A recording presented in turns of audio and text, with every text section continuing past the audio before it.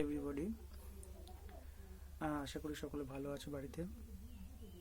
এই যে পরিস্থিতি, তাতে করে সকলেই আমাদের খুবই চিন্তিত এবং এর জন্য চিন্তিত যে কবে আমরা সবাই আবার একসাথে দেখা হবে এবং ক্লাসের মধ্যে সেই সরাসরি পড়াশুনো এবং তোমাদের সেই প্রশ্নের উত্তর, এবং তার মধ্যে দিয়ে আমাদের সমস্ত পড়াশুনোর যে সেমিস্টার ওয়াইজ যে পড়াশোনা সেটাকে চালিয়ে যাওয়া এবং তোমাদের নিরন্তরভাবে তোমাদের যে শিক্ষাদানের যে প্রক্রিয়া সেটা এখন পুরোপুরি থমকে রয়েছে। তাই এই পরিস্থিতিতে আমরা পলিটিক্যাল সায়েন্স ডিপার্টমেন্টের থেকে আমি রাকেশ রয় স্যার আজকে তোমাদের কিছু বিষয়ে আলোচনা করব, যে বিষয়গুলো এর আগে আমরা আলোচনা করেছি ক্লাসে, কিন্তু দেখা যাচ্ছে যে সেই বিষয়গুলো তোমাদের প্রতিনিয়ত নিজেদের চর্চার জন্যই হোক কিংবা আমাদের সাথে তোমাদের যোগাযোগ না হওয়ার জন্য আমি আজকে এই ভিডিওটি তৈরি করছি এবং এর মধ্যে দিয়ে মোটামুটি তোমাদের একটা কনসেপ্টটা তুলে ধরার চেষ্টা করব। এবং এই তুলে ধরার মধ্যে দিয়ে আমি এটা বলতে চাই যে তোমরা যেটুখানি পড়াশোনা করেছো সেটাকে যাতে আবার পুনরায় সেইটুখানি মধ্যে থেকে যাতে আরও নতুন কিছু শিখতে পারো, এছাড়া তোমরা ভালো করে যাতে বুঝতে পারো। অবশ্যই তোমরা তোমাদের প্রশ্ন উত্তর রাখবে, আমার নাম্বারটা তোমাদের কাছে আছে প্রত্যেকের। এছাড়া যদি কোনো বিষয়ে তোমাদের কোনো কনফিউশন থাকে সরাসরি অকপটে তোমরা গ্রুপে কিংবা আমাকে পার্সোনালি জানাতে পারবে। যেহেতু আমাদের আজকের আলোচনার বিষয় হচ্ছে পলিটিক্যাল সায়েন্স সেকেন্ড সেমিস্টার অনার্সের, আমাদের যে টপিকটা ছিল সেই টপিকের মধ্যে প্রথমেই ছিল হচ্ছে পার্টি সিস্টেম ইন ইন্ডিয়া, এর কম্পোজিশন ছিল, ফাংশন ছিল। তো এই টপিকের আমরা দীর্ঘ প্রায় কলেজে মাস ডিরেক্ট প্রায় ক্লাস করেছি, সবাই হয়তো ক্লাসে ছিল এবং বিশেষ করে দেখা যাচ্ছে যে এই ক্লাসে সবাই কিছু কিছু থাকলেও কেউ একদিন আছে কেউ অন্যদিন নেই, যার ফলে দেখা যাচ্ছে যে এই ক্লাস সম্পর্কে কিংবা এই বিষয়ে সবার কিন্তু একটা পূর্ণাঙ্গ ধারণা কিন্তু তৈরি হতে পারেনি। ফলে আমার দেখা যাচ্ছে যে আমার নিজেরই একটু কনফিউশন মনে হচ্ছে যে তোমরা কি পুরোপুরি কি তৈরি তো, এবং তোমরা কি সরাসরি কি জানো এবং কি অসুবিধা হচ্ছে সেটা কিন্তু তোমাদের কাছে বিভিন্ন জনের বিভিন্ন রকম মতামত আছে। আজকে এই ভিডিওটি যেহেতু প্রথম ভিডিও, সেহেতু এই ভিডিওতে দেখা যাচ্ছে যে তোমাদের কাছে আমি এই যে উপস্থাপনাটা করব খুব অল্প সময়ের মধ্যে, এবং সেই উপস্থাপনার পরে যদি দেখা যাচ্ছে যে কোনো প্রশ্ন থাকলো এবং এই বিষয়টা যদি রিপিট হয়ে থাকে, যদি পড়ানোও হয়ে থাকে কলেজে, আমি নতুন করে আবার শুরু করছি এবং এই শুরু করার মধ্যে দিয়ে দেখা যাক আগামী দিনে তোমাদের কি হয় না হয়। ওকে, আজকে আমাদের আলোচনার বিষয় হচ্ছে পার্টি সিস্টেম ইন ইন্ডিয়া। আসলে পার্টি সিস্টেম ইন ইন্ডিয়াটা টপিকটা আমাদের দেখা যাচ্ছে তোমাদের বিষয়টা পড়ানো হচ্ছে এবং এই পড়ানোর মধ্যে দিয়ে আমি কলেজের থেকে শুরু করে এবং পরবর্তী ক্ষেত্রেও তোমাদের দেখবে এই বিষয়টা কিন্তু তোমাদের কাছে খুবই কিন্তু প্রাসঙ্গিক, কারণ প্রাসঙ্গিক বিষয় বলে কিন্তু আজকে সেকেন্ড সেমে তোমাদের পড়ানো হচ্ছে। এবার এখানে পার্টি সিস্টেম পড়াতে গেলে প্রথমে জানতে হবে যে পার্টি সিস্টেম কি এবং কেন এবং কোন কিসের জন্য তৈরি করা হয়েছে এবং প্রয়োজনটা কেন ছিল, যদি না থাকতো কি হতো, আর থাকলেই বা কি হয়েছে, আর না থাকলে আমরা বিকল্প কি পেতাম। বিভিন্ন প্রশ্ন কিন্তু কৌতূহল কিন্তু আমাদের মনে থাকে এবং সেই কৌতূহলগুলো কিন্তু সমস্তটা নিবৃত্তি হয় একমাত্র এই বিষয়টি সম্পর্কে জানার মধ্যে দিয়ে এবং তার প্রশ্ন উত্তরের মধ্যে দিয়ে। কিন্তু শুধু জানলাম, স্যার একভাবে বলে গেল, ক্লাসের মধ্যে চুপচাপ থাকলাম, নোট নেব, পড়বো, এটা একটা ধারাবাহিক একটা ম্যানিয়া হয়ে গেছে সবার, সমস্ত সেমিস্টারের এবং সমস্ত ছাত্রদের কাছে। আমি কাউকে বলছি, সবাইকে একসাথে বলছি না, কিন্তু তার মধ্যেও কিছু জন আছে যারা পুরোপুরি প্রকৃত অর্থে এটাকে বোঝার চেষ্টা করেছে। এখন আমাদের যে বিষয়টা সেটা হচ্ছে যে এখন পড়ার মধ্যে আমরা যদি আসার আগে আমরা জানতে হবে যে আগে দল কেন তৈরি করা হয়, দল জিনিসটা কি। আসলে দল জিনিসটা বলতে বোঝাচ্ছে যে কিছু জন মানুষ যারা একত্রে, কিছু জন বলতে কি কাদেরকে বোঝাচ্ছে, তাদেরকেই বোঝাচ্ছে যাদের মোটামুটি দেখা যাচ্ছে যে তাদের মতের সাথে মিল আছে। মত বলতে কি বোঝাচ্ছে, এখানে দেখা যায় যে সকলেই ধরো মানুষ এবং সেই মানুষের মধ্যে দেখা যায় সকলের চিন্তাধারা কিন্তু এক নয়, কিন্তু কোনো একটি ক্ষেত্রে তারা এক জায়গায় আসতে বাধ্য, যে তারা সকলেই মানুষ এবং মানুষের মতনই তাদের কিন্তু আচার ব্যবহার কিছুটা পার্থক্য থাকলেও প্রায় অধিকাংশ ক্ষেত্রে তাদের মধ্যে কিন্তু একটা মিল আছে। সেই পরিপ্রেক্ষিতে আমরা দেখি যে এই সভ্য জগতে প্রত্যেক দেশের প্রত্যেক রাজনৈতিক ব্যবস্থায় একটা রাজনৈতিক দল কিন্তু আছে। কেন আছে, তার কারণ দেখা যাচ্ছে যে কোনো দেশেরই যে রাজনৈতিক দল যে গড়ে উঠেছে সেইগুলো কিন্তু কোনোভাবেই কিন্তু সেই হুট করে কিন্তু চাপিয়ে দেওয়া হয়নি, কিংবা উপর থেকে চাপিয়ে দিয়ে কিন্তু সমস্যার সমাধান করা হয়নি। সেই দেশেরই তোমার আর্থসামাজিক এবং রাজনৈতিক ব্যবস্থার উপর নির্ভর করেই কিন্তু বিভিন্ন দেশে বিভিন্ন রকমভাবে কিন্তু রাজনৈতিক দল গড়ে উঠেছে। তাই এই রাজনৈতিক দলগুলো গড়ে ওঠার জন্য দেখা যাচ্ছে যে বিভিন্ন দলের সাথে বিভিন্ন দেশের দলের কিন্তু পার্থক্য আছে। তেমনি আমাদের ভারতবর্ষেরও কিন্তু যে রাজনৈতিক যে দল ব্যবস্থা সেখানে কিন্তু অন্য দেশের রাজনৈতিক দল ব্যবস্থার থেকে কিন্তু আলাদা। আজকে আমরা এবার একটু আলোচনার মধ্যে আসি যে রাজনৈতিক দল কাকে বলে এবং রাজনৈতিক দলের বৈশিষ্ট্যগুলো কি ভারতীয় দলীয় ব্যবস্থার, এই বিষয়ে আমরা আলোচনা করেছি। তাও আরেকবার আমি চাইছি যে তোমাদের কাছে পুনরায় আমি যাতে উপস্থাপনের মধ্যে দিয়ে তোমাদের মনে যদি কোনো প্রশ্ন থাকে তোমরা আমাকে বলো, আমি তার সমাধান করব।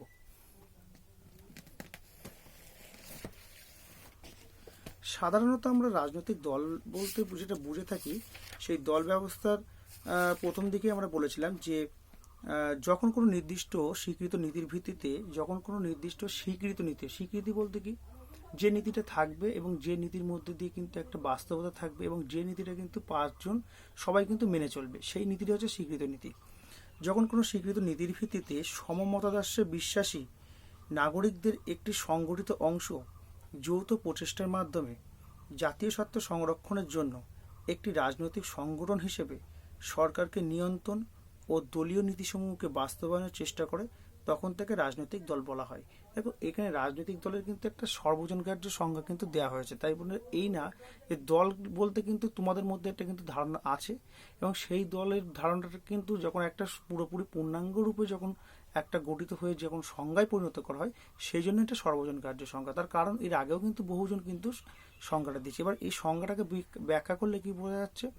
এই সংজ্ঞাটাকে ব্যাখ্যা করলে দেখা যাচ্ছে যে মোটামুটি একটা সর্বজনগ্রাহ্য কিছু যখন কোনো নির্দিষ্ট স্বীকৃত নীতির ভিত্তিতে সমমতাদর্শে বিশ্বাসী নাগরিক, এই কথাগুলোর মধ্যে দিয়ে কিন্তু সবগুলো কিন্তু তোমরা কিন্তু বুঝতে পারবে। কেমন?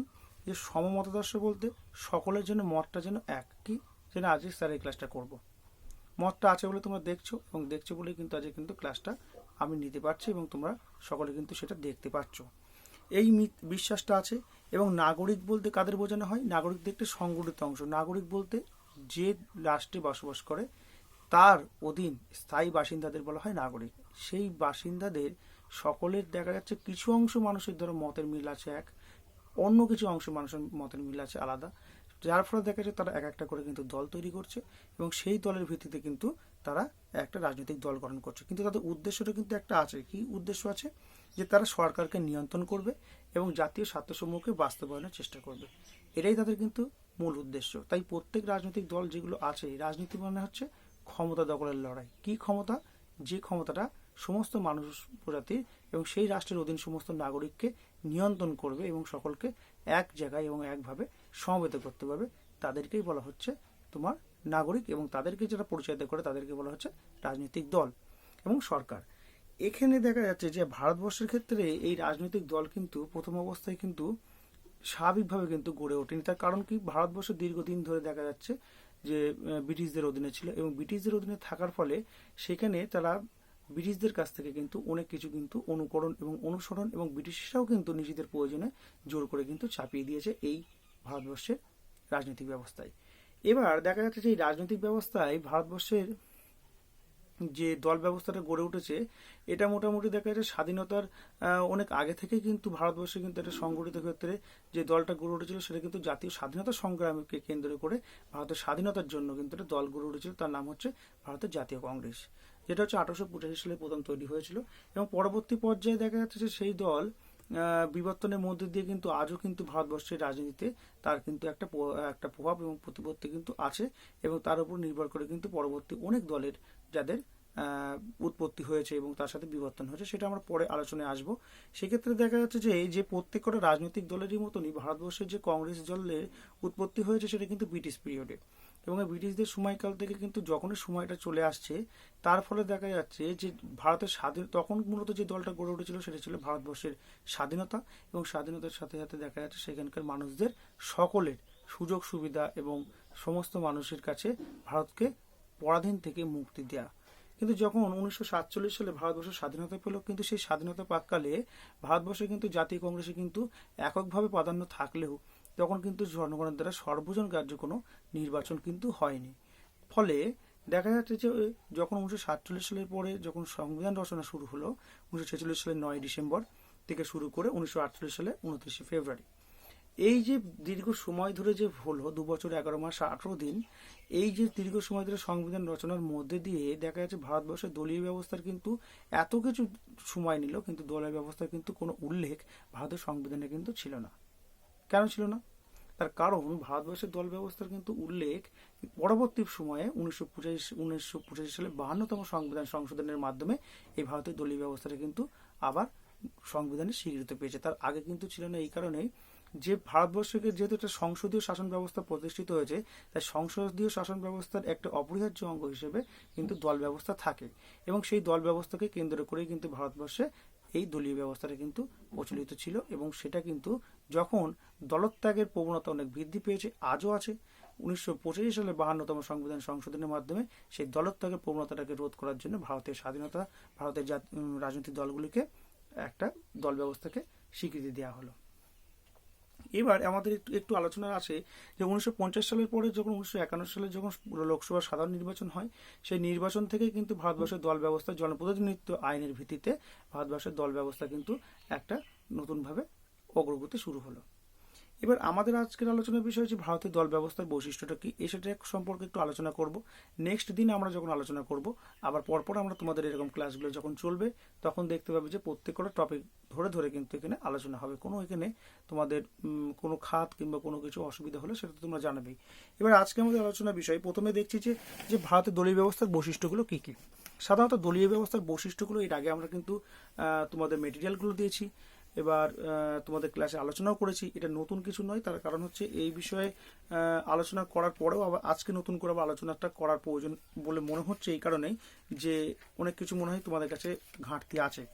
সাধারণত আমরা জানি যে কোনো রাজনৈতিক দল ছাড়া গণতন্ত্র কিন্তু অচল। তার কারণ কি, রাজনৈতিক দল প্রত্যেক রাজনৈতিক ব্যবস্থা কিন্তু একটা দল ব্যবস্থা থাকবে, এবং এই দল ব্যবস্থা দেখা যাচ্ছে যে এটা জনগণের দ্বারা নির্বাচিত প্রতিনিধিদের দিয়েই এই দলটা কিন্তু গঠিত হয়, এবং যাদের কাজ হচ্ছে সরকারকে পরিচালনা করা। কিন্তু দেখা যাচ্ছে যে প্রত্যেক দেশেই কিন্তু যে রাজনৈতিক দলগুলো গড়ে উঠেছে সেখানকার কিন্তু আর্থসামাজিক ব্যবস্থার উপর ভিত্তি করেই কিন্তু গড়ে উঠেছে, হুট করে কিন্তু গড়ে ওঠেনি। তার কারণ এটাই যে কোনো রাজনৈতিক ব্যবস্থা দু ধরনের দল দেখা যায়। কেমন? যে কোনো দেশে রাজনৈতিক ব্যবস্থায় যে দলগুলো দেখা যায়, একটা হচ্ছে সমাজতান্ত্রিক দল, একটা হচ্ছে পুঁজিবাদী দল। যেমন আমাদের দেশ হচ্ছে পুঁজিবাদী দল, আর আমাদের পাশের দেশ গণপ্রজাতন্ত্রী চীন, সেখানে হচ্ছে কিন্তু সমাজতান্ত্রিক দল।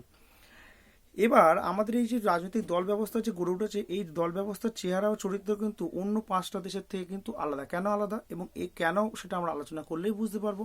এবার এখানে আমরা প্রথমে আলোচনায় আসছি সংসদীয় গণতন্ত্র এবং ভারতের দলীয় ব্যবস্থার ভিত্তি। প্রথম পয়েন্ট, এই পয়েন্টে দেখা যাচ্ছে যে প্রথমে যে ভারতের সংবিধানে কোনো রাজনৈতিক দলের উল্লেখ নেই। উল্লেখ আমি এটা আগেও আলোচনা করেছি, তবে সংবিধানে সংসদীয় গণতন্ত্রের কথা বলা হয়েছে, কিন্তু সংসদীয় গণতন্ত্র হলো ভারতের দলীয় ব্যবস্থার ভিত্তি। সংসদীয় গণতান্ত্রিক ব্যবস্থার সঙ্গে সঙ্গতি রেখে ভারতে একটি রাজনৈতিক দল ব্যবস্থা গড়ে উঠেছে। তাছাড়া সংসদ প্রণীত জনপ্রতিনিধিত্ব আইনে রাজনৈতিক দলের সুস্পষ্ট উল্লেখ আছে। স্বাধীন ভারতে সমাজ এবং রাজনীতির প্রয়োজনে পরিপ্রেক্ষিতে দলীয় ব্যবস্থা সম্প্রসারণ ঘটেছে। এখানে বলছে যে রাজনৈতিক দল ব্যবস্থা কিন্তু উল্লেখ ছিল না, এটা পরবর্তীকালে 1985 সালে 52তম সংবিধান সংশোধনের মাধ্যমে এই যে দল ব্যবস্থাটা কিন্তু ভারতবর্ষের সংবিধানে স্বীকৃতি পেয়েছে, এবং এটা কিন্তু তখনকার ভিত্তিতে সংসদীয় শাসন ব্যবস্থা এবং জনপ্রতিনিধিত্ব আইনের ভিত্তিতে কিন্তু দল ব্যবস্থাটা কিন্তু গড়ে উঠেছিল। এর পরের পয়েন্টে আমরা আসছি দলগুলির মধ্যে আদর্শ ও কর্মসূচির পার্থক্য। দলগুলির মধ্যে আদর্শ এবং কর্মসূচি বলতে প্রত্যেকটা রাজনৈতিক দল যারা গড়ে উঠেছে সেখানে কিন্তু সকলের যে আদর্শ এবং চিন্তাধারা এবং তাদের যে কর্মসূচি কিন্তু এক নয়, যার ভিত্তিতে দেখা যাচ্ছে যে ভারতবর্ষের জনতা দল, বিজেপি দল, লোক দল, ডিএমকে এবং আইএডিএমকে এবং কংগ্রেস প্রভৃতি দলকে স্থিতাবস্থা রক্ষার পক্ষপাতী বলে মনে করা হয়। স্থিতাবস্থা বলতে কি, যা চলছে সেটাই চলুক, এবং যেটা আমাদের সনাতন এবং যে ব্যবস্থাটা আছে সেটাকে আমাদের খাপ খাইয়ে নেওয়ার জন্য এবং সেটাই ধরে রাখতে চাই। কিন্তু আর এর অপরপক্ষে যারা আছে, যারা হচ্ছে তোমার সিপিআই, সিপিআইএম, আরএসপি, বিভিন্ন বামপন্থী দল, এরা কিন্তু স্থিতাবস্থা বজায় রাখার পক্ষপাতে নাই। স্থিতাবস্থা মানে যা আছে সব কিছুকে প্লট মানে কি, সেটা কিন্তু সমাজ ব্যবস্থায় যেভাবে মানুষ চলছে এবং যেভাবে তাদেরকে চালনা করা হচ্ছে, সেখানে দেখা যাচ্ছে যে মানুষের মধ্যে কোনো কিন্তু গরিব বড় লোকের কোনো কিন্তু ব্যবধান আর থাকবে না, সেটা পুরোপুরি কিন্তু সমাজের সকলের জন্য সমান হবে। এই রকম একটা কিন্তু পরিস্থিতি এবং এই রকম একটা দলীয় কর্মসূচি কিন্তু ভারতবর্ষের দলীয় ব্যবস্থায় কিন্তু লক্ষ্য করা যায়, যেখানে স্থিতাবস্থা বজায় রাখা এবং বৈপ্লবিক পরিবর্তন। এর পরের পয়েন্টে আমরা আসছি যে সাম্প্রদায়িক দল। সাম্প্রদায়িক বলতে কি, সম্প্রদায় বলতে বিভিন্ন ধরনের সম্প্রদায়, সেটা জাতি এবং শ্রেণীর ভিত্তিতে কিন্তু আমাদের ভারতবর্ষে কিন্তু দেখা যায়। যেহেতু ভারতবর্ষে 845টা ভাষায় মানুষ কথা বলে এবং তার বেশি দেখা যাচ্ছে যে বিভিন্ন আমাদের প্রায় 22টি ভাষা আছে যারা হচ্ছে সংবিধান স্বীকৃতি পেয়েছে। তার ফলে দেখা যাচ্ছে যে এখানে বিভিন্ন ভাষাভাষীর মানুষ এবং বিভিন্ন ধর্মের এবং বিভিন্ন সম্প্রদায়ের মানুষ দেখা যায়। কেন দেখা যাচ্ছে, তার কারণ এখানে আমরা বলতে পারি মুসলিম লীগ আছে, হিন্দু মহাসভা আছে, অকালি দল আছে এবং রামরাজ্য পরিষদ প্রভৃতি উল্লেখযোগ্য এদের দল আছে স্ব ধর্মের শ্রেষ্ঠত্ব প্রমাণের চেষ্টা করে। মুসলিম লীগ তাদের মুসলিম সম্প্রদায়ের জন্য এবং হিন্দু মহাসভা তাদের হিন্দু এবং অকালি দল যারা হচ্ছে তোমার পাঞ্জাবি যারা আছে শিখ ধর্মের জন্য, তারা কিন্তু প্রত্যেকেই কিন্তু চাই যে নিজের ধর্ম এবং নিজের শ্রেষ্ঠতাকে প্রমাণ করার জন্য, কারণ আমি সেরা এই কথাটা তারা প্রমাণ করার জন্য এইভাবে কিন্তু তারা শ্রেষ্ঠত্বের জন্য তারা দলীয় ব্যবস্থায় কিন্তু তারা আজকে কিন্তু ভারতবর্ষে একটা প্রভাব বিস্তার করতে পেরেছে এবং করছে। যার ফলে দেখা যাচ্ছে যে আমরা অনেকে বলে থাকি যে বিজেপি দলটা, আমি এখানে বলতে পারি যে বিজেপি দলটা অনেকে বলে ধর্মের ভিত্তিতে গড়ে তুলেছে, কিন্তু না, ধর্মের ভিত্তিতে কিন্তু এই দল কিন্তু গড়ে ওঠেনি। তাই তবে এই দলটি দেখা যাচ্ছে যে বিভিন্ন প্রচার কার্যে সমালোচক যারা বলছে, তারা বলছে যে অনেক প্রচার কার্যে তারা কিন্তু সম্প্রদায়কে কিন্তু হাতিয়ার করছে। এছাড়া কি দেখা যাচ্ছে যে প্রত্যেক রাজনৈতিক দল তারা নিজেদের সরকার গঠনের জন্য এবং তাদের নিজেদের স্বার্থ সিদ্ধির জন্য তারা বিভিন্ন ধর্মীয় সম্প্রদায়ের যেখানে সংখ্যাগরিষ্ঠতা বেশি সেখানে তারা কি করে, সেখানে তাদের প্রার্থীকে সেখানে তারা নির্বাচিত করে তাদের মধ্যে থেকে, ফলে সেখান থেকে যাতে তাদের প্রতিনিধি নির্বাচিত হতে পারে এবং তাদের সিটটা যাতে বৃদ্ধি পেতে পারে। ফলে দেখা যাচ্ছে যে রাজনৈতিক ক্ষেত্রে প্রত্যেক রাজনৈতিক দলগুলি চাইছে যে সম্প্রদায়কে কাজে লাগিয়ে এবং সম্প্রদায়ের ভেতর থেকে তাদের মধ্যে থেকে যাদেরকে প্রার্থীকে নিয়ে আসা এবং সম্প্রদায়কে রাজনীতির প্রাঙ্গণে নিয়ে আসছে। যার ফলে দেখা যাচ্ছে আজকে কিন্তু ভেদাভেদ এবং বিভিন্ন মানুষের মধ্যে এবং বিভিন্ন সম্প্রদায়ের মধ্যে এই যে এত বিবাদ এবং এত যে বিভিন্ন ধরনের যে তাদের মধ্যে যে একটা নিজেদের অসহিষ্ণুতা, সেটা কিন্তু এখন কিন্তু প্রকট হয়ে উঠছে, যার ফলস্বরূপ কিন্তু ভারতের রাজনৈতিক ব্যবস্থায় কিন্তু আজকে কিন্তু কলুষিত হয়েছে। এরপরে আমরা আসছি ভাষাভিত্তিক আঞ্চলিক দল। ভাষাভিত্তিক আঞ্চলিক দল বলতে কি, যেহেতু আমি আগেই বললাম যে 845টা ভাষা এবং কথা বলে এবং 22টি ভাষা আমাদের স্বীকৃতি ভাষা, সেহেতু দেখা যাচ্ছে বিভিন্ন ভাষাকে কেন্দ্র করে কিন্তু দল গড়ে উঠেছে। তার কারণ প্রত্যেকে চাই তার মাতৃভাষাকে উপর নির্ভর করে যে দলটা গড়ে উঠবে সেই দলের মধ্যে তার যেমন প্রাধান্য থাকবে এবং সেই দলের কর্মসূচি এবং তার চিন্তাধারাটা তাকে কিন্তু অনেক বেশি প্রভাবিত করতে পারে। যে কারণে ভারতবর্ষের প্রত্যেক রাজ্যেই আলাদা আলাদা কিন্তু দল আছে, আলাদা আলাদা ভাষার ভিত্তিতে গড়ে উঠেছে এবং এই ভাষার ভিত্তিতে প্রথম যখন আমাদের রাজ্যগুলো গঠিত হয়েছিল সেই রকম ভাবে প্রত্যেক রাজ্যেরই কিন্তু আলাদা আলাদা কিন্তু তাদের দলের প্রাধান্য এবং সেই দল কিন্তু তাই সেই রাজ্যেরই তোমার ভাষার ভিত্তিতে গড়ে উঠেছে। যেমন একটা উদাহরণ দিলে বোঝা যাবে, যেমন ভাষার ভিত্তিতে দলে বলতে আমরা তামিলনাড়ুর ডিএমকে, দ্রাবিড় মুন্নেত্রা কাজাগাম, আর এখানে হচ্ছে আইএডিএমকে, অল ইন্ডিয়া আন্না দ্রাবিড় মুন্নেত্রা কাজাগাম, আর বিশেষভাবে উল্লেখযোগ্য। এছাড়া পশ্চিমবঙ্গে গোর্খা লীগ আছে এবং ঝাড়খণ্ড এবং অন্ধ্রপ্রদেশের তেলেঙ্গানা প্রজা সমিতির কথা উল্লেখ করা যেতে পারে। এবার সঠিকভাবে শ্রেণী বিভাগ করাও কিন্তু কঠিন। কেন সঠিকভাবে শ্রেণী বিভাগ করা এই কারণে কঠিন, পরের পয়েন্টে আমি বলছি। ভারতবর্ষের যে একদলীয় ব্যবস্থা আছে তা বলবো না, দ্বিদলীয় ব্যবস্থা আছে তাও বলবো না, এবং বহুদলীয় ব্যবস্থা যে পুরোপুরি আছে তাও বলবো না। কেন, তার মানে ভারতবর্ষের দলীয় ব্যবস্থা তাহলে কি, এটা একটা প্রশ্ন থাকতেই পারে। যে ভারতবর্ষে সঠিকভাবে শ্রেণী বিভাগ করা দুষ্কর, তার কারণ হচ্ছে যে ভারতে প্রচলিত দলগুলি মোট সংখ্যা 50-এর কম হবে না। তো ভারতের দল ব্যবস্থা ফ্রান্সের মতো বহুদলীয় ব্যবস্থার মতোও নয় এবং জাতীয় কংগ্রেস ছাড়া প্রকৃত সর্বভারতীয় কোনো দল এখানে নেই বললেই চলে। কেন নেই, তার কারণ হচ্ছে দলটা যেহেতু 1985 সাল থেকে তৈরি হয়েছে এবং এটা যেহেতু ভারতের স্বাধীনতা সংগ্রামের সাথে যুক্ত এবং এই সময় থেকে ভারতবর্ষের সব দলই কিন্তু দেখা যাচ্ছে যে ভারতবর্ষের বৃহৎ সংখ্যক মানুষ কিন্তু এই দলের সাথে যুক্ত ছিল। ফলে এখানে দেখা যাচ্ছে যে অন্য দলের মতনই এখানে কিন্তু যে দলগুলো আছে সবই কিন্তু কোনো না কোনো সময়ে কিন্তু ভারতবর্ষের এই জাতীয় কংগ্রেসের থেকে যারা বেরিয়ে এসেছে দলত্যাগ হয়ে, তারা কিন্তু নতুন নতুন দল গড়ে তুলেছে। ফলে সেই দলে কিন্তু এককভাবে সংগঠিত ছিল। কিন্তু 1950-এর পর থেকে 1950 সালের পরে যে নির্বাচন থেকে শুরু করে কয়েকটা বছর বাদ দিলে, কয়েকটা বছর বলতে এখানে আমরা বলতে পারি 1977 সাল থেকে 1979 এবং 1989 থেকে মোটামুটি তার পরবর্তী সময় কিছু বছর বাদ দিলে একটানা প্রায় জাতীয় কংগ্রেস দলেরই কিন্তু প্রাধান্য ছিল। এখন আমরা যেটা দেখতে পাচ্ছি এনডিএ মানে হচ্ছে বিজেপি নেতৃত্বে যে দলটা গঠন করা হয়েছে, যে জোট, সেটা হচ্ছে জাতীয় গণতান্ত্রিক মোর্চা। সেই জোট এবং কংগ্রেসের দ্বারা গঠিত হচ্ছে ইউনাইটেড প্রোগ্রেসিভ অ্যালায়েন্স মানে হচ্ছে সংযুক্ত প্রগতিশীল মোর্চা। এই দুটো যে গোষ্ঠীতে ভাগ হয়েছে তার কারণ কি, যে আজকাল কোনো দলের প্রতি মানে এককভাবে আর কিন্তু সরকার পরিচালনা করা সম্ভব নয়। যে কারণে দেখা যায় তাদের যে নির্দিষ্ট সংখ্যক এখানে সিট নিতে গেলে এবং নির্দিষ্ট সংখ্যক সরকার গঠনের জন্য সংঘবদ্ধতার জন্য তাদের কিন্তু প্রয়োজন কিন্তু এই জোট গঠন করা। তার ফলে দেখা যাচ্ছে যে এখানে প্রত্যেক কটা দল কিন্তু এখানে সঠিকভাবে শ্রেণীবিভাগ করা কিন্তু আমাদের কঠিন হয়। এই কারণে দেখা যাচ্ছে যে জাতীয় কংগ্রেসের এখানে প্রভাব ছিল, কিন্তু আস্তে আস্তে তাদের কিন্তু প্রভাব কমতে থাকে। যেমন জনতা দল, লোক দল, সিপিআইএম প্রভৃতি অন্যান্য সর্বভারতীয় দলগুলির একক ক্ষমতা ও প্রভাব কংগ্রেসের যোগ্য প্রতিপক্ষ হওয়ার উপযুক্ত নয়। মানে স্বাধীনতার পরবর্তী সময় থেকে আজকের দিনের আগে অবধি, মানে 2009 সালের অবধি, 2009 সাল বলবো নয়, আমি 1989 সাল পর্যন্ত বলবো, যে এককভাবে কিন্তু কংগ্রেস দলেরই কিন্তু প্রাধান্য ছিল, কিন্তু পরবর্তী সময় তাদের কিন্তু প্রাধান্য আস্তে আস্তে খর্ব হতে থাকলে তখন দেখা যায় তারা জোট গঠনের পক্ষপাতী হয়ে ওঠে।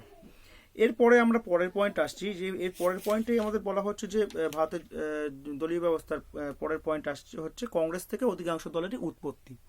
মানে কংগ্রেস থেকে অধিকাংশ দলের উৎপত্তি এই কারণেই বলবো যে যখন স্বাধীনতার পরবর্তী সময়ে যে ভারতবর্ষের যে দলীয় ব্যবস্থায় প্রত্যেক যারা রাজনৈতিক নেতৃবৃন্দ এসেছে তারা প্রত্যেকে চেয়েছে যে তারা একটা নির্দিষ্ট একটা পদ কিংবা নির্দিষ্ট একটা ক্ষমতা কিংবা কোনো অর্থের লোভে হোক, যেভাবেই হোক, তারা কিন্তু রাজনৈতিক দলের সাথে কিন্তু যুক্ত ছিল, কংগ্রেস দলের সাথে। কিন্তু পরবর্তী সময় দেখা যাচ্ছে তারা যখন সেই পদ কিংবা সেই অর্থ কিংবা সেইভাবে তাদের সুযোগ সুবিধা যখন না পাওয়ার জন্য তখন তারা সেই দল থেকে পরিত্যাগ করে, এবং সেই দল পরিত্যাগ করার পরে দেখা যাচ্ছে তারা অন্যান্য দলের সাথে যোগদান করেছে, অন্যান্য দল গঠন করেছে, এবং সেইভাবে দেখা যাচ্ছে ভারতবর্ষে কিন্তু আজকে কিন্তু দলের সংখ্যা কিন্তু অনেক হয়েছে। তাহলে দেখা যাচ্ছে প্রথম অবস্থায় সেই নেতারা কোনো না কোনোভাবেই তারা কিন্তু এই জাতীয় কংগ্রেসের সাথে যুক্ত ছিল, কিন্তু পরবর্তী সময়ে তারা কি করলো, এই দল থেকে বিতাড়িত হয়ে কিন্তু আলাদা আলাদা তারা দল গঠন করলো, এবং এই দল গঠনের মধ্যে দিয়ে দেখা যায় যে তাদের এই প্রবণতাটা কিন্তু আস্তে আস্তে কিন্তু অন্যান্য দলের উৎপত্তি হয়েছে।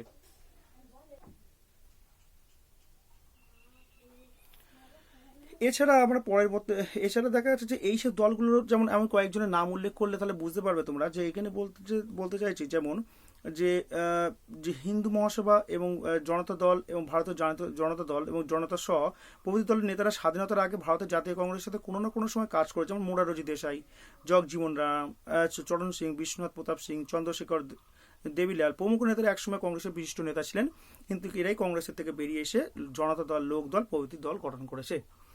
এরপরে আমরা আসছি ব্যক্তিকেন্দ্রিক দল। ব্যক্তিকেন্দ্রিক বলতে ব্যক্তিকে কেন্দ্র করেই কিন্তু সেই দলটা গঠন করা হয়েছে, এবং সেই দলের কাজ হচ্ছে কি, সেই দলের উদ্ভব এবং বিকাশ কিন্তু এবং সেই দলের পতনও কিন্তু সেই ব্যক্তিকে কেন্দ্র করে, মানে একজন ব্যক্তিকে কেন্দ্র করে আবর্তিত হয়েছে এমন দলও কিন্তু ভারতবর্ষের রাজনীতিতে আছে। যেমন একটু উদাহরণ দিয়ে বলি, যেমন দেখা যাচ্ছে যে আগেকার সময়ে ধরো কংগ্রেস দলের ক্ষেত্রে দেখা যায় অনেক সময় কোনো ব্যক্তি ও গোষ্ঠীকে কেন্দ্র করে প্রতিষ্ঠিত কোনো দলে ভাঙন হয়েছে, নতুন দলের সৃষ্টি হয়েছে। উদাহরণ হিসেবে বলতে পারি শ্রীমতী গান্ধীর কংগ্রেস ই মানে হচ্ছে ইন্দিরা দল, এবং শ্রী চরণ সিং লোক দল, এবং শ্রী রামচন্দ্রনের AIADMK প্রভৃতি উল্লেখযোগ্য। আবার ব্যক্তির নামে দলের নামকরণও হয়েছে, যেমন কংগ্রেস ই হচ্ছে কংগ্রেস ইন্দিরা, এবং কংগ্রেস আর্স প্রভৃতি প্রস্তাবে কিন্তু দেখা যাচ্ছে যে জাতীয় কংগ্রেস থেকে উদ্ভূত দলগুলি সকল ক্ষেত্রে ব্যক্তিভিত্তিক, এবং এই দলগুলি আদর্শ ভিত্তিক নতুন দল বলা যায় না।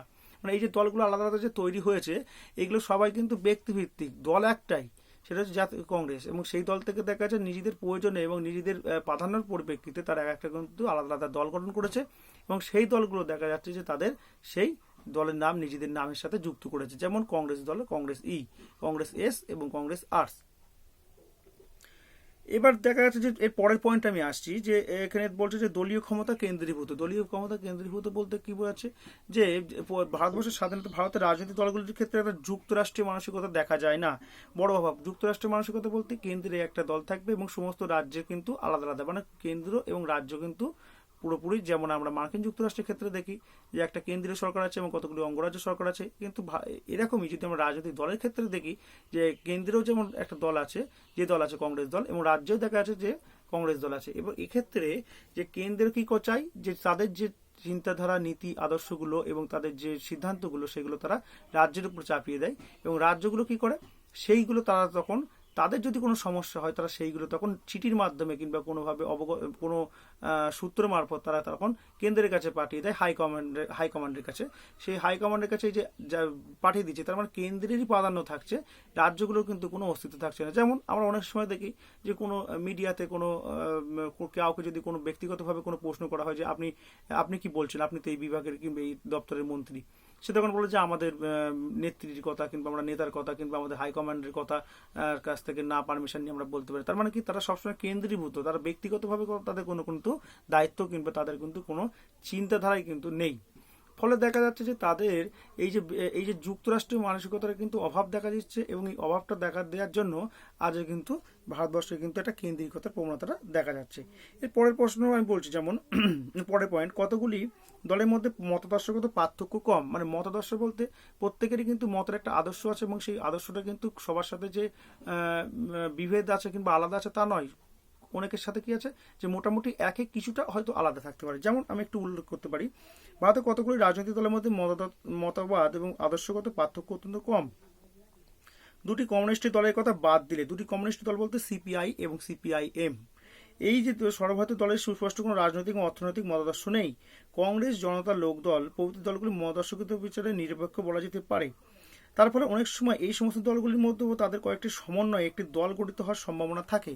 যেহেতু মতাদর্শগত খুব বেশি ফারাক থাকে না, সেহেতু তারা পরবর্তীকালে একটা দল কিন্তু গঠন করতে পারে। যেমন জনতা দল, লোক দল এবং জনমুক্তি মোর্চা, এইরকম দলগুলো একসাথে মিলিত হয়ে কিন্তু পরবর্তী সময়ে কিন্তু ভারতীয় জনতা দল কিন্তু গঠন করা হয়েছে।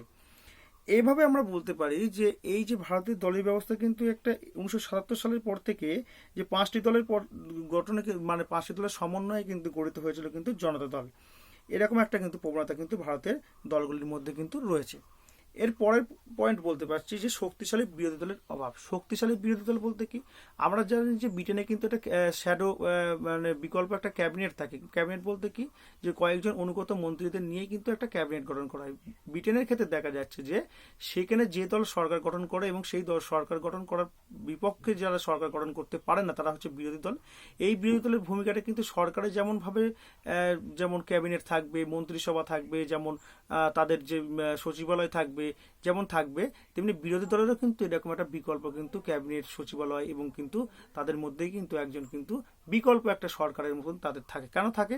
তার ফলে দেখা যাচ্ছে যে সরকার কোনো কারণবশত এবং কোনো সিদ্ধান্তগুলো যা নেওয়া হয় সেক্ষেত্রে যদি কোনো ভুল ত্রুটি থাকে এবং জনগণের পক্ষে কিন্তু জনমতকে যদি অবহেলিত করে থাকে, সেক্ষেত্রে শক্তিশালী বিরোধী দলের কাজ থাকে সেগুলোকে তাদেরকে অবগত করানো, এবং তাদের যদি কোনো সমস্যা হয় সেই বিষয়ে তাদেরকে জনগণের মধ্যে থেকে তারা কিন্তু সেই জনসমর্থন আদায় করে এবং সরকারকে সেই বিষয়ে কিন্তু তাদেরকে অবগত রাখে যে তারা যেন পরবর্তী সময়ে যাতে কোনো জনবিরোধী কোনো কাজ যাতে তারা না করে। এরভাবে দেখা যাচ্ছে ভারতের দল ক্ষেত্রে দেখা যাচ্ছে যে কংগ্রেস দল যখন 1951 সালে নির্বাচনের পর থেকে যে নির্বাচনগুলো হয়েছে, ভারতবর্ষের দলের সংখ্যা কিন্তু অনেক, সেহেতু 7টা জাতীয় দল আছে এবং তার ছাড়াও কিন্তু অসংখ্য রাজ্যের দল আছে, রাজ্যের দল এবং আঞ্চলিক দল তো আছেই। এবং ফলে দেখা যাচ্ছে যে এই দলগুলো থাকা সত্ত্বেও কিন্তু কোনো শক্তিশালী কিন্তু বিরোধী দল যে এককভাবে কিন্তু নেই।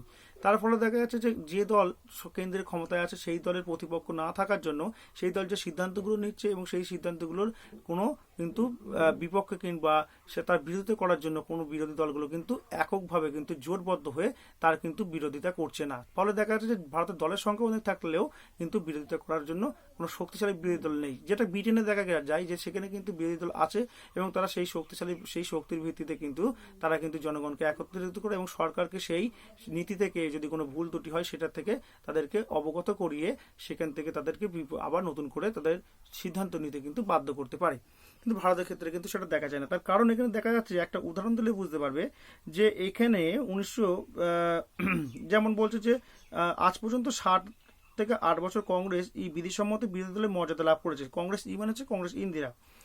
1980 নির্বাচনে ওই কংগ্রেস লোকসভায় 351টি আসন লাভ করে, তারপরে ছিল 41টি আসন নিয়ে লোক দল। তবে 1989 থেকে 1990 সালে প্রধানমন্ত্রী বিশ্বনাথ প্রতাপের নেতৃত্বাধীন রাষ্ট্রীয় মোর্চা সরকার ক্ষমতাসীন থাকার সময় রাজীব গান্ধীর নেতৃত্বাধীন কংগ্রেস দল শক্তিশালী বিরোধী দলের ভূমিকা পালন করেছে।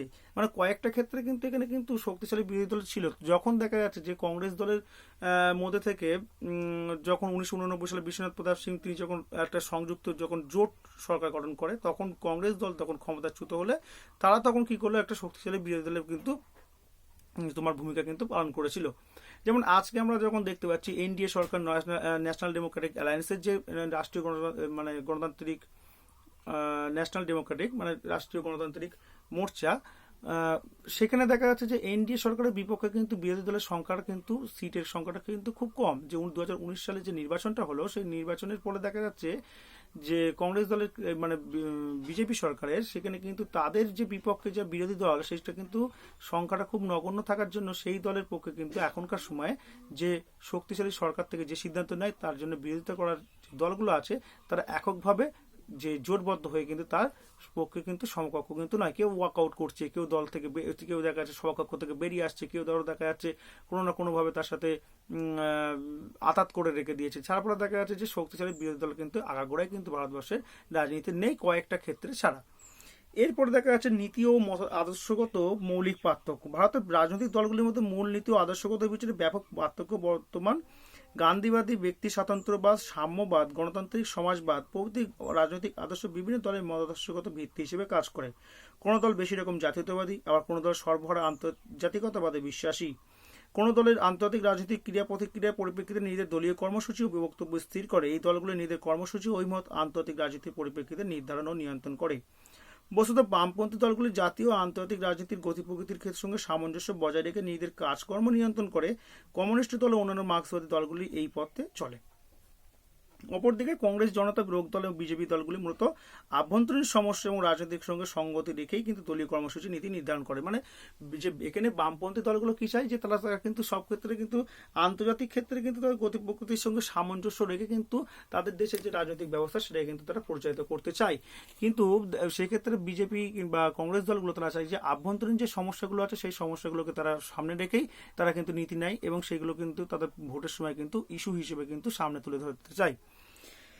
এরপরে আসছে যে দলগুলির মধ্যে দৃষ্টিভঙ্গির পার্থক্য আছে একটা পয়েন্ট, এবং তারপরে সেই পয়েন্টে কি বলছে যে দলগুলির মধ্যে আদর্শ বিশ্বাসী হল আদর্শগত ভিত্তিতত্ত্বে ব্যাখ্যা করা যায়। প্রত্যেক দল ধর্মনিরপেক্ষ আদর্শকে একইভাবে গ্রহণ করেনি। সমাজতন্ত্রের ধারণা প্রসঙ্গে কথাও খাটে কংগ্রেস গণতান্ত্রিক সমাজবাদী এবং ভারতীয় জনতা দল গান্ধীবাদী সমাজবাদের কথা বলে। মানে কংগ্রেস গণতান্ত্রিক সমাজবাদ এবং ভারতীয় জনতা দল গান্ধীবাদী সমাজবাদের কথা বলে। এরপরের পয়েন্ট আসছে মানে কি এইগুলো বলা হচ্ছে যে এই যে দুটো দলের মধ্যে কিন্তু আদর্শগত কিন্তু মৌলিক পার্থক্য আছে দৃষ্টিভঙ্গির। মানে যেখানে গান্ধীবাদী কথা বলছে কিন্তু তোমার হচ্ছে বিজেপি দল এবং কংগ্রেস দল কিন্তু বলছে যে তারা হচ্ছে গণতান্ত্রিক সমাজবাদে বিশ্বাসী। এবং এই যে ভাবনা চিন্তার যে মৌলিক পার্থক্য, তার ফলে দেখা যাচ্ছে আবার অকমিউনিস্ট দলগুলি আন্তর্জাতিক ক্ষেত্রে জোট নিরপেক্ষতা নীতিতে বিশ্বাসী এবং কংগ্রেস পূর্বতন সোভিয়েত ইউনিয়নের সঙ্গে এবং ভারতের জনতা দল মার্কিন যুক্তরাষ্ট্রের সঙ্গে ঘনিষ্ঠ সম্পর্ককে ঘনিষ্ঠ করতে চেয়েছে। তার কারণ প্রত্যেক দলের মধ্যে কিন্তু আদর্শগত কিন্তু ভাবনা চিন্তা কিন্তু আলাদা। যেহেতু ডানপন্থী, বামপন্থী এবং মধ্যপন্থী, যেটা হচ্ছে ডানপন্থী বলতে আমরা বলতে পারি এখানে পুরোপুরি বিজেপি দলকে বলতে পারি ডানপন্থী, এবং মধ্যপন্থী এখানে কংগ্রেস দল, এবং বামপন্থী বলতে হচ্ছে সিপিআই সিপিআইএম দলগুলোকে বামপন্থী এখানে বলা হয়েছে। এছাড়া আমরা কিছু পয়েন্ট বলতে পারি, যে পয়েন্টে দেখা যাচ্ছে যে এখানে তোমার পরের পয়েন্ট হচ্ছে এখানে যে আধিপত্যশীল দলীয় ব্যবস্থার অবসান এবং জোটবদ্ধ রাজনীতির সূত্রপাত। ভারতে তত্ত্বগতভাবে বহুদলীয় ব্যবস্থা বর্তমান থাকলেও 1952 সাল এবং 1979 সালের মধ্যে মাত্র 2 বছর 1977 এবং 1979 মতো সময় বাদ দিয়ে কেন্দ্রে কংগ্রেস দলের একক প্রাধান্য এবং আধিপত্য ছিল। তাই মরিস জোন্স, অ্যালান বল ভারতের দলীয় ব্যবস্থাকে আধিপত্যশীল দলীয় ব্যবস্থা বলেছে। মরিস জোন্স এবং হচ্ছে অ্যালান বল তারা বলছে যে ভারতের দলীয় ব্যবস্থাকে আধিপত্যশীল দলীয় ব্যবস্থা বলেছে, কারণ আধিপত্য কারা বিস্তার করেছে? কংগ্রেস দল, সেই জন্য তাদেরকে আধিপত্যশীল দলীয় ব্যবস্থা বলে চিন্তা করছে। কিন্তু নবম লোকসভা নির্বাচনে পর থেকে ভারতে আধিপত্যশীল দলীয় ব্যবস্থার অবসান ঘটেছে। নবম লোকসভা নির্বাচন মানে হচ্ছে 1989 সাল।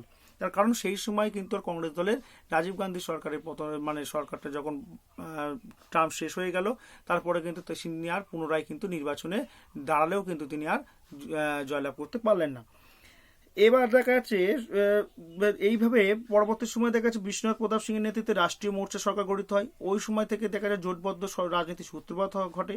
পরবর্তী সময় অনুষ্ঠিত প্রতিটি লোকসভা নির্বাচনের পূর্বে অথবা পরে এরূপ রাজনীতি বিশেষ প্রাধান্য লাভ করে। বলা বাহুল্য জোটবদ্ধ রাজনীতির লক্ষ্য হলেও সম্মিলিতভাবে সরকার গঠন। এইভাবে 1996 সালে নির্বাচনের পরে কেন্দ্রে প্রথমে এইচ.ডি. দেবেগৌড়া এবং পরে আই.কে. গুজরালের নেতৃত্বে দ্বাদশ 1998 লোকসভা নির্বাচনের পর অটল বিহারী বাজপেয়ীর নেতৃত্বে সম্মিলিত সরকার গঠিত হয়। সম্মিলিত সরকার বলতে এখানে জোটবদ্ধ সরকার, তার মানে দেখা যাচ্ছে যে এককভাবে আর কোনো দলের পক্ষে একটা সরকার কিংবা একটা দলের পক্ষে কোনোভাবেই আর সরকার গঠন করা সম্ভব হচ্ছে না। তারপরে দেখা যাচ্ছে তাদেরকে অন্যান্য দলের সমস্ত প্রতিনিধিদেরকে নিয়ে তাদের যে নির্বাচনের পরে যে সিট সংখ্যা পাচ্ছে সেই সিট সংখ্যার ভিত্তিতে তারা কিন্তু প্রত্যেকে একটা সরকার, জোটবদ্ধ সরকার গঠন করছে এবং যেই সরকারে কিন্তু স্থায়িত্ব কিন্তু খুব কম হয় এবং প্রত্যেক দলেরই কিন্তু নিজস্ব কিছু আদর্শ এবং কর্মসূচি থাকার জন্য তারা কি করে, তাদের নিজেদের দলের আখেরটা গোছানোর জন্য তখন দেখা যাচ্ছে যে শক্তিশালী কোনো দেশের জন্য কোনো চিন্তা ভাবনা কিন্তু এককভাবে নিতে পারে না। ধরো দেখা যাচ্ছে জোটবদ্ধ সরকারে কেউ ধরো কোনো একটা সিদ্ধান্ত ধরো নিল, সেই সিদ্ধান্তটা দেখা যাচ্ছে অন্য কোনো রাজনৈতিক দল তাদেরই জোটের মধ্যে আছে, তারা ধরো মেনে নিতে পারলো না, তাহলে দেখা যাচ্ছে ওয়াকআউট করলো, যখন তখন দেখা যাচ্ছে সরকার ভেঙে যেতে পারে। এই জন্য দেখা যাচ্ছে জোটবদ্ধ সরকারে কিন্তু স্থায়িত্ব খুব কম। এরপরে দেখা যাচ্ছে যে পরবর্তী আমরা বলতে পারি যে অন্তর্দলীয় কোন্দল। দলীয় কোন্দল বলতে গেলে বোঝা যাচ্ছে প্রত্যেকটা দলের মধ্যে যে সকল প্রার্থী কিংবা যে সকল নেতারা থাকেন তাদের কিন্তু প্রত্যেকেরই নিজেদের প্রাধান্য এবং প্রভাব কিন্তু বিস্তারের জন্য তারা কি করে, অন্য তাদের মধ্যে থেকেই কিন্তু একটা কিন্তু বিবাদ সৃষ্টি হয়, যাদের দেখা যাচ্ছে যে তারা অনেক সময় নিজেদের দল থেকে বিতাড়িত হয় এবং কিংবা তারা দল ছেড়ে বেরিয়েও আসে। ফলে দেখা যাচ্ছে যে তাদের মধ্যে কিন্তু একটা দল, যেমন অন্তর্দলীয় কোন্দল থাকে। যেমন দু একটা উদাহরণ দিলে তোমরা বুঝতে পারবে যে এখানে বলছে যে 1977 সালে কংগ্রেস থেকেই কংগ্রেস ফর ডেমোক্রেসি সৃষ্টি হয়। 1978 সালে কংগ্রেস দল আবার কংগ্রেস ই এবং কংগ্রেস এসে বিভক্ত হয়। এবং 1907 সালে কংগ্রেস থেকে বেরিয়ে আসা বিভিন্ন গোষ্ঠীকে নিয়ে জনতা দল গঠিত হয়। 1977 সালে কংগ্রেস থেকে বেরিয়ে আসা বিভিন্ন গোষ্ঠীকে নিয়ে জনতা দল তৈরি হয়। 1979 সালে জুলাই মাসে এই জনতা দল ভেঙে যাওয়া জনতা দলের বিভিন্ন গোষ্ঠীকে নিয়ে বিজেপি, জনতা এস, জনতা জগজীবন প্রভৃতি দলের সৃষ্টি হয়। ত্রয়োদশ লোকসভা নির্বাচনের প্রাককালে 1999 কংগ্রেস ই দলের ভাঙন ধরে।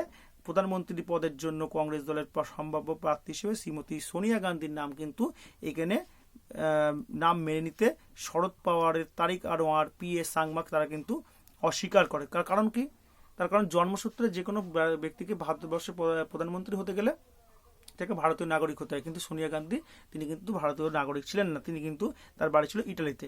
যে জন্য দেখা যাচ্ছে এই জন্য তিনি সোনিয়া গান্ধীকে যেহেতু প্রধানমন্ত্রী তিনি হতে পারেননি এবং হতে দেননি, তার জন্মসূত্রে তিনি ভারতীয় নন বলে, এই জন্য দেখা যাচ্ছে সেই জন্য দলের তরফ থেকে এই তারিক আনোয়ার, তারপরে তোমার পি.এস. সাংমা এবং শরদ পাওয়ারদেরকে বহিষ্কৃত করা হয় এবং তারা কিন্তু আলাদা একটা দল গঠন করে যার নাম হচ্ছে এনসিপি, ন্যাশনাল কংগ্রেস পার্টি। তার মানে হচ্ছে জাতীয়তাবাদী কংগ্রেস পার্টি, যেটা হচ্ছে এখন কিন্তু বর্তমানে কিন্তু জাতীয় দলের মধ্যে আছে। এইভাবে দেখা যায় দলত্যাগের এর পরের পয়েন্ট আসছে যে দলত্যাগের প্রবণতা। দলত্যাগের প্রবণতা কি? দলত্যাগ প্রবণতাটা থাকে কারণ আমরা আজকে কিন্তু তোমরা নিজেরাও দেখতে পাচ্ছ বাড়ির প্রত্যেকে যে এলাকায় বসবাস করো সেই এলাকায় যিনি এমএলএ এমপি আছে কিংবা যে কাউন্সিলর আছেন তারা দেখবেন যে দল থেকে তোমরা তাদেরকে নির্বাচিত করেছো, দেখা যাচ্ছে কিছুদিন পরে তিনি হয়তো দল ছেড়ে অন্য দলে যোগদান করছে। তার কারণ কি? তার নিজের আখের হয়তো দেখা যাচ্ছে সেই দল যদি ভোটে তিনি নির্বাচিত হওয়ার পরে দেখা যাচ্ছে সেই দল যদি মানে পৌরসভা যদি গঠন না করতে পারে এবং কিংবা কোনো একটা পদ যদি না পায়, তো কিংবা কোনো একটা অর্থের লোভেই হোক কিংবা নিজের প্রভাব প্রতিপত্তির জোরেই হোক, তারা দেখা যাচ্ছে দলত্যাগ করছে এবং অন্য দলে যোগদান করছে। তার ফলে দেখা যাচ্ছে দলত্যাগে একটা প্রবণতা করছে। যেমন কোনো একটা আমরা মাঝে পড়ে শুনেছি যে এই যে নৈহাটি বলো, তারপরে হালিশহর বলো কিংবা অন্য তোমরা অনেক জায়গায় দেখেছো যে পৌরসভাগুলো আজকে এই দল থেকে হয়ে তোমার দলত্যাগ করে অন্য দলে যোগদান করছে, আবার অন্য দল থেকে এই দলে আসছে। এই যে বারবার যে ভাঙা করা হচ্ছে, তার ফলে দেখা যাচ্ছে যে প্রত্যেক দলের যারা নির্বাচিত প্রতিনিধি তাদের কিন্তু আমাদের যে বিশ্বাসযোগ্যতা কিন্তু অনেকটা হারিয়ে যাচ্ছে। এবং এটাই কারণ হচ্ছে কি, যে যাদেরকে আমরা যে জন্য নির্বাচিত করলাম তারা কিন্তু আমাদের কাছ থেকে কোনো কিন্তু সম্মতি না নিয়ে কিন্তু তারা নিজেদের ইচ্ছা মতন কিন্তু দলত্যাগ করছে। ফলে দেখা যাচ্ছে যে এই যে দলত্যাগের প্রবণতাটা কিন্তু শুরু হয়েছে কিন্তু জবের থেকে স্বাধীনতার পরে, জবেতে নির্বাচন হয়েছে তখন তারপর থেকে প্রথম দিকে অবস্থাটা কিন্তু প্রথমে অল্প ছিল কিন্তু পরবর্তী সময় আরও আস্তে আস্তে বাড়তে থাকে। কেমন ভারতের দলত্যাগের প্রবণতা একটা দুষ্ট ক্ষত হিসেবে দেখা দেয়। ভারতের বিভিন্ন দলের মধ্যে দলত্যাগের এই প্রবণতা হিসেবে প্রতিপন্ন হয়। তৃতীয় সাধারণ নির্বাচন হয় 1962 সালে।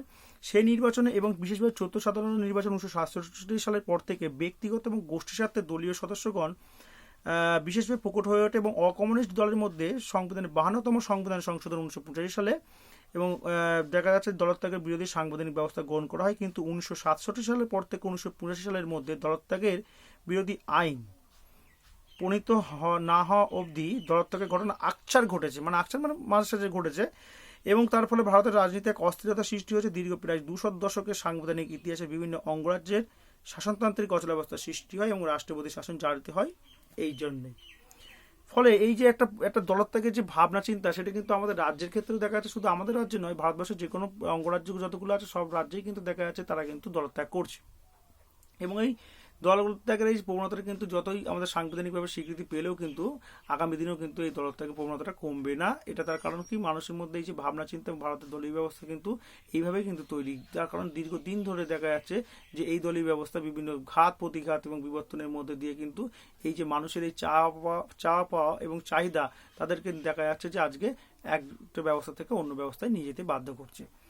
এরপরে আসছে যে দলীয় শৃঙ্খলার অভাব। প্রত্যেকটি দলের কিন্তু একটা শৃঙ্খলা, মানে একটা শৃঙ্খলা যদি না থাকে সেই দলের মধ্যে কিন্তু ঐক্যবদ্ধতা থাকে না এবং সেই দলের মধ্যে কিন্তু একটা ফাটল ধরে যায়। তার কারণ কি, প্রত্যেকেরই একটা শৃঙ্খলার অধীনে চলতে হয়, কিন্তু কি করার দেখা যাচ্ছে যে ভারতবর্ষের দলীয় ব্যবস্থায় কোনো শৃঙ্খলার কোনো স্থান নেই।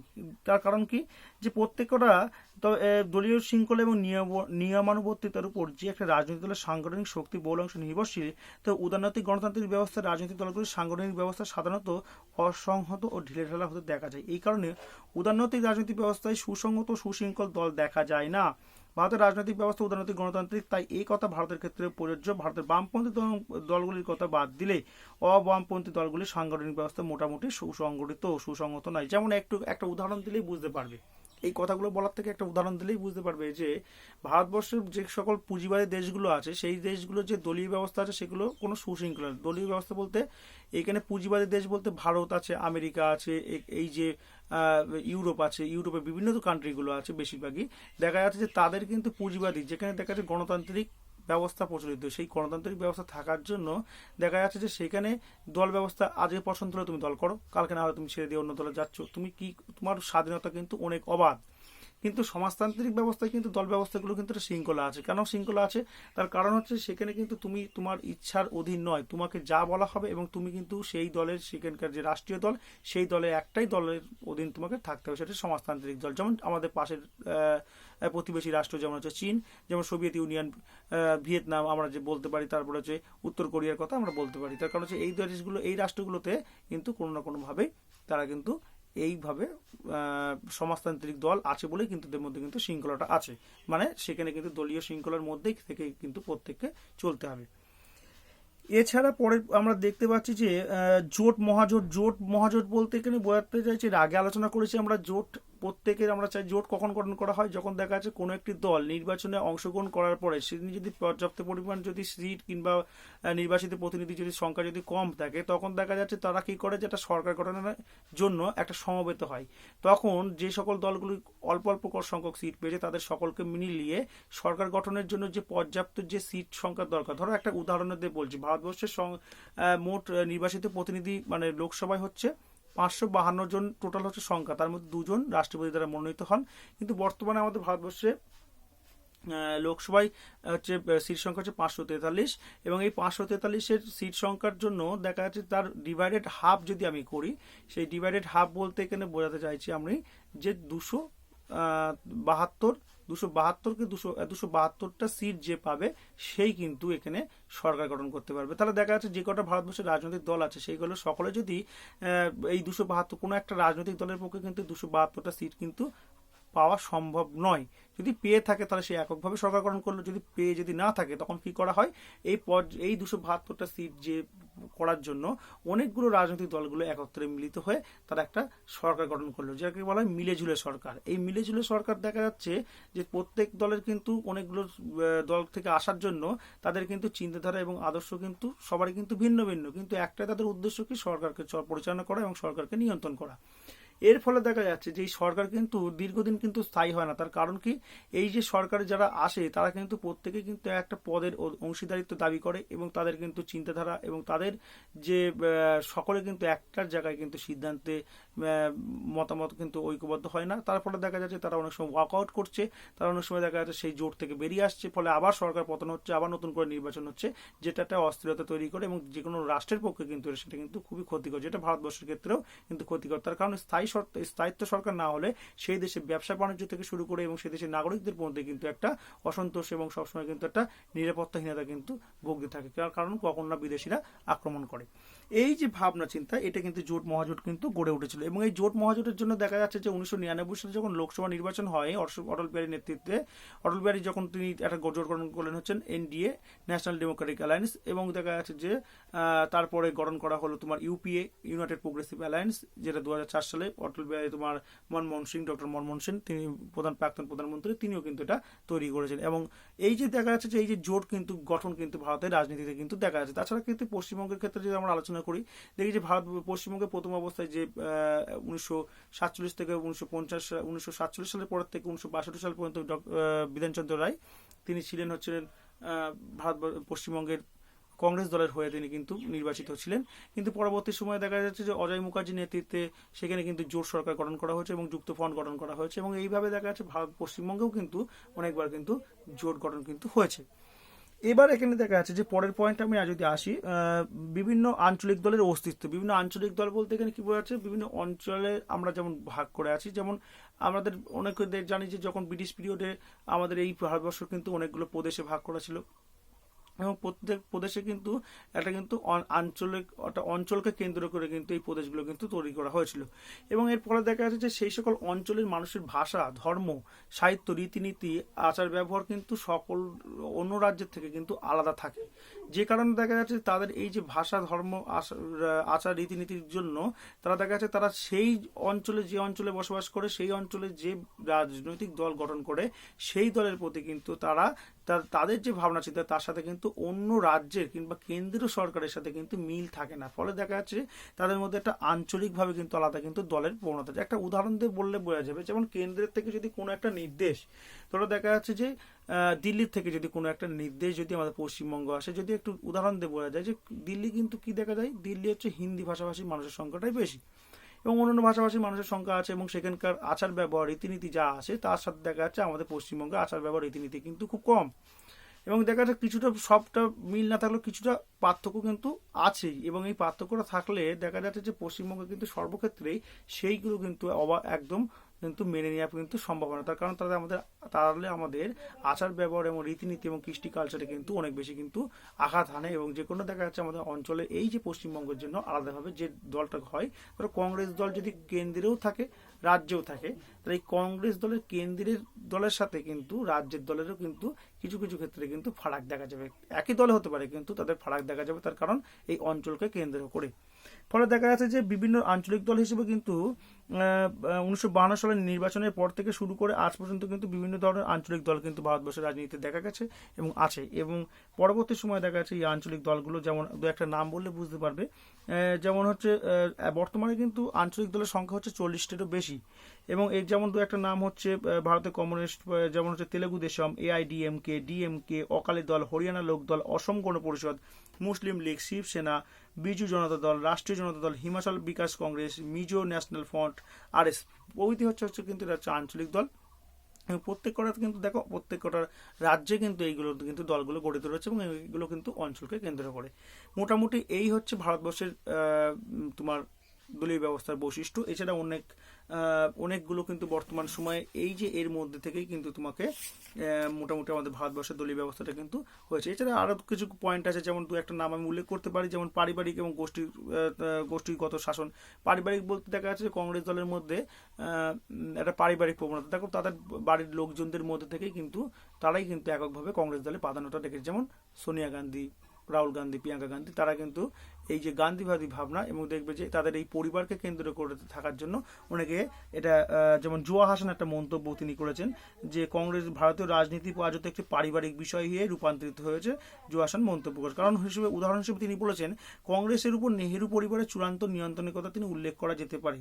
ঠিক আছে, এই ধারার পতাকাবাহী হলো তামিলনাড়ুর করুণানিধি গোষ্ঠী এবং কাশ্মীরে আবদুল্লাহ মুফতি পরিবার এবং মহারাষ্ট্রের ঠ্যাকারে পাওয়ার গোষ্ঠী। তার মানে কি, এবার এই যে শুধু কংগ্রেস দলই শুধু যে পারিবারিক গোষ্ঠী তা নয়, তার মতনই আরও কিছু আঞ্চলিক দল আছে, যেমন হচ্ছে আবদুল্লাহ, কাশ্মীরে আবদুল্লাহ পরিবার ও মুফতি পরিবার, তেমন হচ্ছে তামিলনাড়ুর করুণানিধি গোষ্ঠী, এরকম আছে। ঠিক আছে, এরপরে একটা কি যে বৃহৎ ব্যবসায়ী ও শিল্পপতিদের উপর নির্ভরশীলতা।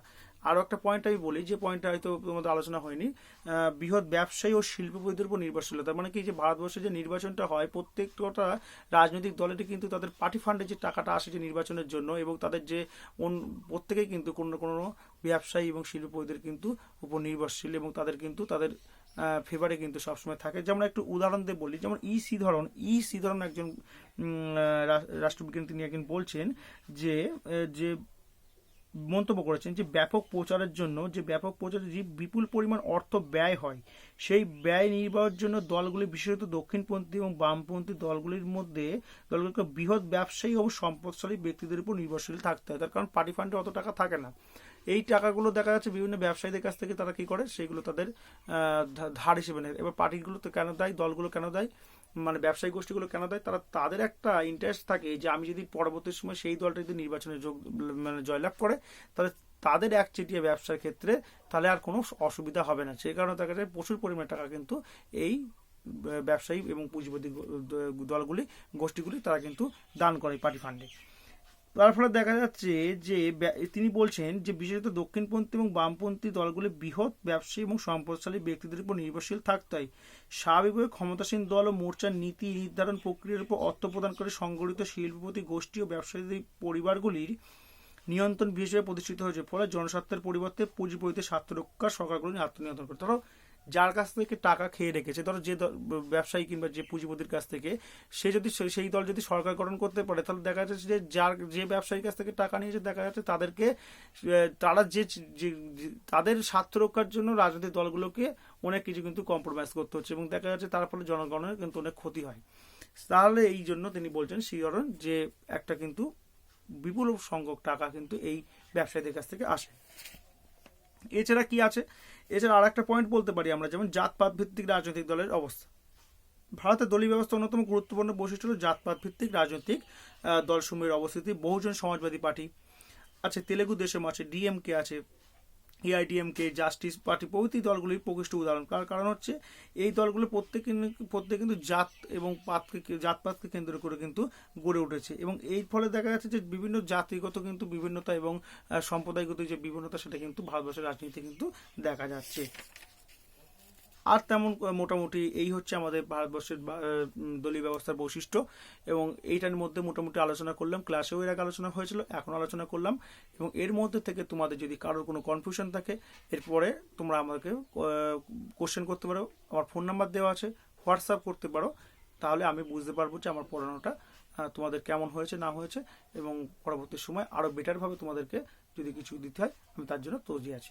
ওকে, থ্যাংক ইউ। প্রত্যেকে বাড়িতে থাকবে, সেফ থাকবে, আর কবে করোনা মুক্ত হব সেটা আমরা সবাই আশীর্বাদ করি, যেন করোনাটা খুব তাড়াতাড়ি উঠে যাক, এবং আমরা সবাই কলেজে একসাথে মিলিত হতে পারি, এবং সেখানে গিয়ে যেন আমরা আরও বেশি ভালো করে যেন নিজেদের ইন্টারাকশন এবং পড়াশোনাটা চালিয়ে যেতে পারি। Thank you.